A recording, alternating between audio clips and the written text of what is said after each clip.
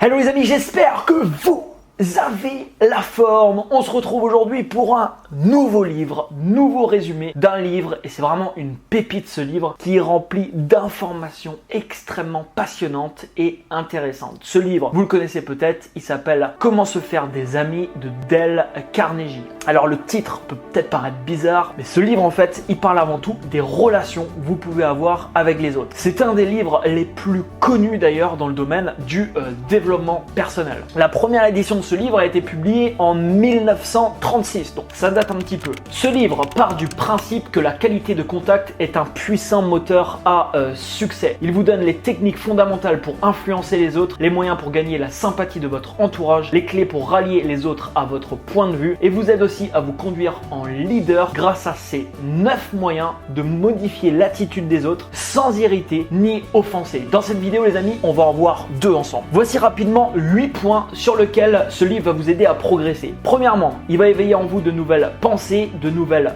perspectives et basculer de routine. Deuxièmement, vous attirez facilement et rapidement des amis. Troisièmement, vous faire apprécier davantage. Quatrièmement, rallier les autres à votre point de vue. Cinquièmement, développer votre influence, votre ascendant, votre capacité à agir et à faire agir. Sixièmement, faire face aux critiques, régler les conflits, garder l'harmonie dans vos contacts avec les autres. Septièmement, développer vos talents d'expression et de communication. Et huitièmement, susciter l'enthousiasme de vos collaborateurs. Je sais pas ce que vous en pensez, je trouve le programme plutôt sympathique. Ce livre a été traduit en 37 langues et il a été vendu à plus de 40 millions de personnes. On peut parler d'un best-seller. On commence tout de suite avec le chapitre numéro 1. Si vous voulez récolter du miel, ne bousculez pas la ruche.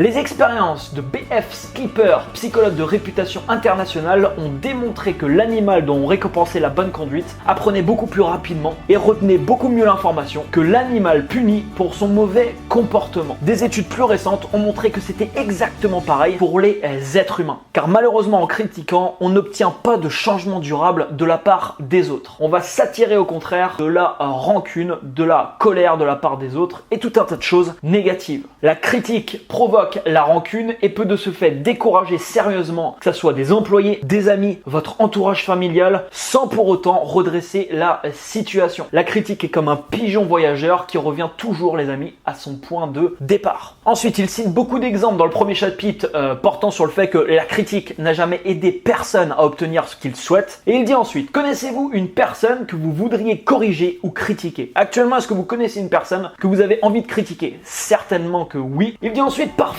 c'est une excellente idée, mais pourquoi ne pas commencer par soi-même? Pourquoi ne pas commencer, les amis, par vous-même? Ce serait beaucoup plus profitable que d'essayer de corriger les autres et beaucoup moins dangereux. Benjamin Franklin, qui était très brutal et maladroit dans sa jeunesse, devient par la suite un fin psychologue. Il apprit si bien l'art d'influencer les autres qu'il fut nommé ambassadeur des États-Unis en France. Le secret de son succès, le voici. Je ne veux critiquer personne, je veux juste dire tout le bien que je sais de chacun. Il dit ensuite quelque chose de très intéressant. Le premier imbécile venu est capable de critiquer, de condamner et de se plaindre. Et c'est tout à fait vrai, les amis. N'importe qui aujourd'hui peut critiquer une personne, une situation, quelque chose. C'est tellement simple et c'est pour ça d'ailleurs que la majorité des gens choisissent cette voie. Ils vont préférer critiquer parce que faire autre chose, ça nécessite, les amis, une force beaucoup plus grande de caractère. Et c'est ce qu'il dit par la suite, il faut de la noblesse et de la maîtrise de soi-même pour comprendre et pour pardonner. Au lieu de condamner les gens, essayons de les comprendre. À chaque fois que vous émettez une critique sur une personne, les amis, dites-vous bien que peut-être que dans la même situation, vous auriez réagi exactement de la même manière. Puisque quand on critique une personne, on ne sait absolument pas ce qui s'est passé dans leur vie. Peut-être que demain, vous allez aller faire vos courses, le caissier va tirer la gueule et vous allez le critiquer. Et peut-être que cette personne, il y a 2 jours, il a perdu quelqu'un de sa famille. Et peut-être que dans la même situation, vous auriez réagi de la même manière. Vous n'auriez pas envie non plus de sourire si vous perdrez quelqu'un de votre famille. Donc avant d'émettre une critique, c'est avant tout bien de réfléchir et d'essayer de comprendre la situation dans son ensemble. C'est très important. Alors je vous ai passé rapidement le chapitre parce qu'on en a déjà parlé, le deuxième est beaucoup plus intéressant, mais le principe de ce chapitre, et c'est le principe numéro 1, ne critiquez pas, ne condamnez pas et ne vous plaignez pas. Principe numéro 2 et chapitre numéro 2 qui s'appelle le grand secret des relations humaines. Intéressant. Il n'y a qu'un moyen au monde, les amis. C'est ce qu'il dit. Un seul moyen d'amener une personne à effectuer une certaine action. Un seul moyen. Ce moyen, c'est de susciter en elle le désir d'accomplir cette action. Par exemple, vous pouvez forcer un passant dans la rue pour qu'il vous donne sa montre. Comment? Vous armez d'une Kalachnikov, vous la lui pointez sur la tête, je peux vous dire qu'il y a de grandes chances qu'il vous donne sa montre. Est-ce que cette solution est envisageable? Je ne pense pas. Vous pouvez faire aussi travailler vos employés facilement en menaçant par exemple de les virer. Vous pouvez aussi par exemple obtenir l'obéissance d'un enfant à l'aide d'une matraque. C'est plus simple aussi. Est-ce que c'est la bonne solution? Je ne crois pas non plus. Et comme il dit, malheureusement, toutes ces méthodes brutes auront des répercussions désastreuses. Alors, il parle pas de Kalachnikov et de matraque, hein, c'est moi qui l'ai ajouté.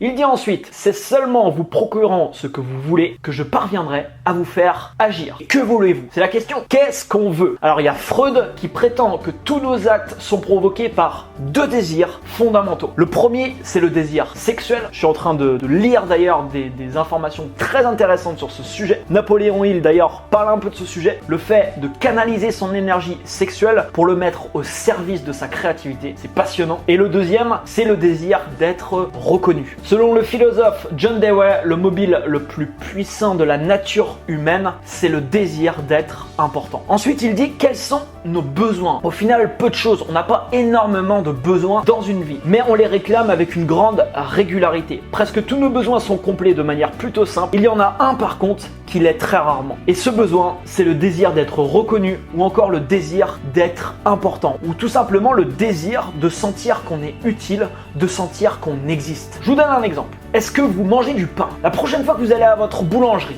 vous devez avoir une boulangerie préférée, je pense, à côté de chez vous. La prochaine fois que vous allez à votre boulangerie, achetez votre pain comme d'habitude et dites ça simplement à la boulangère ou au boulanger. Vous pouvez lui dire par exemple, votre pain est vraiment excellent. Franchement, je le pense sincèrement, votre pain est excellent. Il y a d'autres boulangeries aux alentours, mais à chaque fois en fait je viens ici parce que je trouve que vous avez un service vraiment de qualité. Et pour ça, je vous dis merci. Si vous dites rien que ces simples mots, vous allez voir le sourire qui va se dessiner normalement sur le visage de la boulangère de votre ville ou du boulanger. Et il y a de grandes chances que quand ils rentrent chez eux le soir, c'est la première chose qu'ils partagent à leur conjoint. Tu sais ce que m'a dit un client aujourd'hui? Et ça, c'est quelque chose qui va leur rester gravé. Vous voyez, ça peut être juste quelque chose comme ça. Il y a combien d'entre nous, les amis, qui ne reçoivent jamais ce genre d'attention? Jamais de la part des autres, ils reçoivent ce genre d'attention. À votre avis, quand vous allez retourner à la boulangerie, comment vous allez être perçu par cette personne? Plutôt mal ou plutôt bien? Alors bien sûr, dites-lui pas que son pain est bon si son pain au final il est dégueulasse. Faites ça sincèrement. Ça sert à rien de mettre quelqu'un dans un éloge si au final vous pensez tout le contraire. William James disait: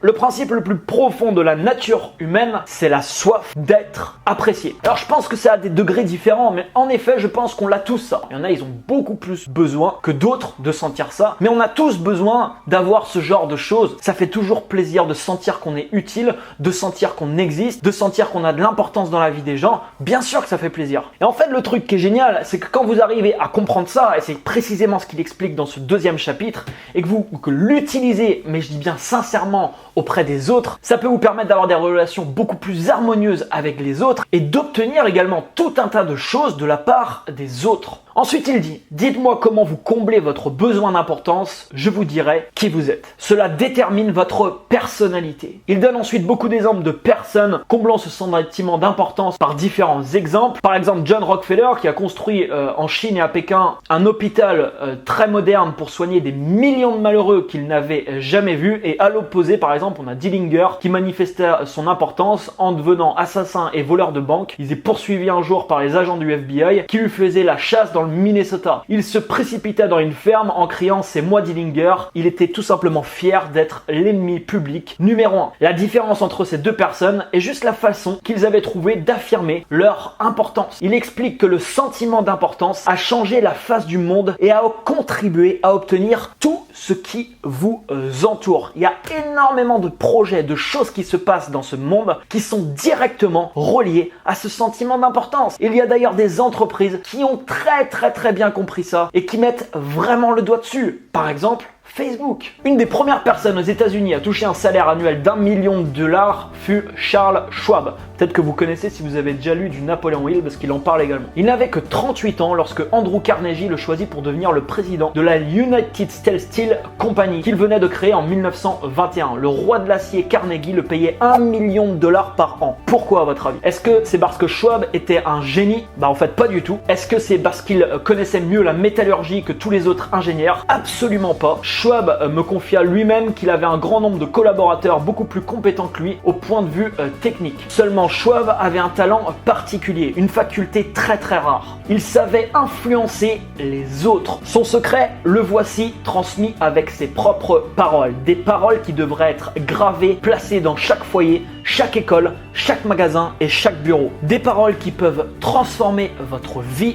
si vous le désirez. Je vous ai fait un bon teasing là de ces paroles. Et voici ce qu'il disait. Je considère mon pouvoir d'éveiller l'enthousiasme chez les autres comme mon capital le plus précieux. C'est en encourageant l'individu qu'on révèle et qu'on développe ses meilleurs dons. Rien ne tue davantage l'ambition d'une personne que les critiques de ses supérieurs. Je ne réprimande jamais personne. Je crois qu'il vaut mieux stimuler, donner aux êtres un idéal à atteindre. C'est pourquoi je suis prêt à trouver des compliments et je déteste me mettre en colère contre quelqu'un. Si je trouve une chose bien faite, je prodigue des compliments et j'approuve. Que font les amis la plupart des gens? Précisément le contraire en fait. Quand quelque chose ne va pas ou quand quelque chose les déplaît, ils crient, ils gueulent, ils se mettent en colère. Et par contre, quand ils sont satisfaits d'un service, de quelque chose, généralement et malheureusement, ils ne disent rien. On voit toujours les amis les qualités de loin et les défauts de près. Une enquête très intéressante a été faite sur les couples qui se séparent, notamment sur les femmes qui quittent leur foyer. Alors c'est une enquête qui a été faite dans les années 1930, mais je pense que voilà, ça pourrait être tout à fait la même chose aujourd'hui. Qu'est-ce qui poussait généralement justement les femmes à quitter